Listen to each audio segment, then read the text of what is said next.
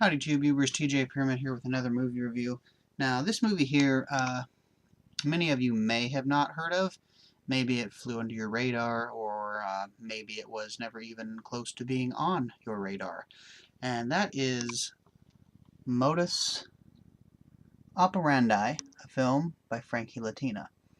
As you can see, the cover is nice and cool. There's Danny Trejo right there in his white tuxedo. As you can see, it stars Randy Russell, Mark Borchardt, Danny Trejo, Michael Sawtile, and Mark Metcalf. Shot on Super 8 over the course of 4 or 5 years. Great cover by the Dude Designs. This movie here, on the back, it kind of says it all right there. If you ever wondered what a James Bond film directed by Ed Wood would look like, here's your answer. And that's pretty damn true. And look at that, even a nice quote from Roger Ebert. There you go. There is a special pleasure to be had in Modus Operandi. There's some of the goings-on in there. There we go. So you can see it's 76 minutes, color and black and white. Put out on Horizon Video. Basically, the premise of this movie, it's a kooky movie.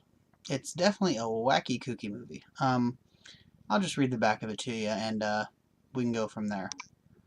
A wild throwback to 70s grindhouse movies, Modus Operandi is shockingly violent and even more entertaining. It tells the twisted tale of CIA Black Ops specialist Stanley Cachet, played by Randy Russell, who lives in a drunken depravity after the murder of his wife. He is called back into service when highly sensitive tapes are stolen from the president with the help of his flamboyant fellow operatives, Casey Thunderbird and Black Licorice. He attempts to track them down, leaving a bloody trail in his wake. But the contents of the tapes are more explosive than Cachet could have conceived, placing the nation on the edge of catastrophe, with only the enigmatic and sadistic Director Holliday, played by Danny Trejo, in a position to stop him. Director Frankie Latina took 4 years to direct this lovingly constructed ode to genre flicks, all shot in his hometown of Milwaukee. He mashes together blaxploitation, gore, Italian giallo, Japanese gangster flicks, and much more into an irresistible guilty pleasure. Yeah, this film is crazy. I enjoyed it just because of the love that was behind it, of all the years it took to do it, all the people involved. Right there, Mark Borchardt, right there, from American Movie, is just one of my favorite movie people. The movie American Movie might be one of my favorite documentaries of all time, and I'll watch pretty much anything he's in. And of course, Danny Trejo in a white tuxedo. Come on.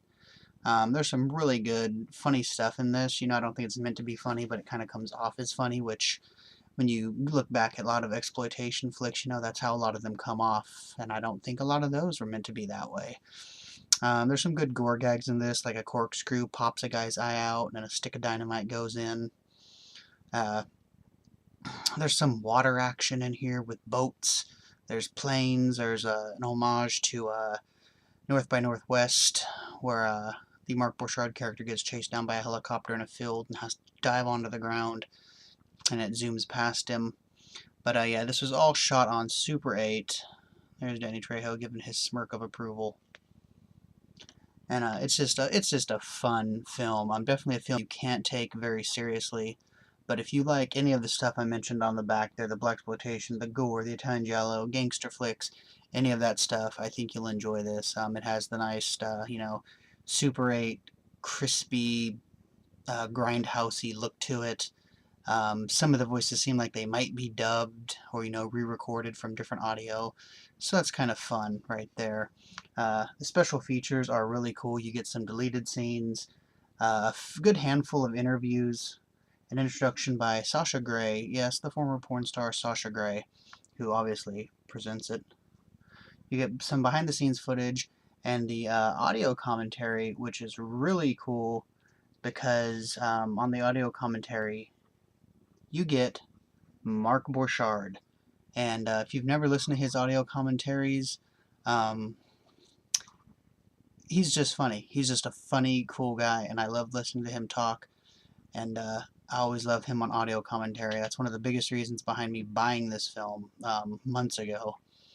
was him being in it, and of course just the whole vibe of this retro, throwback, grindhousey type exploitation flick that this was.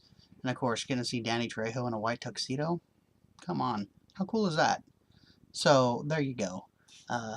Pick this flick up if you want to see something that's a little bit out there. And yeah, there you go.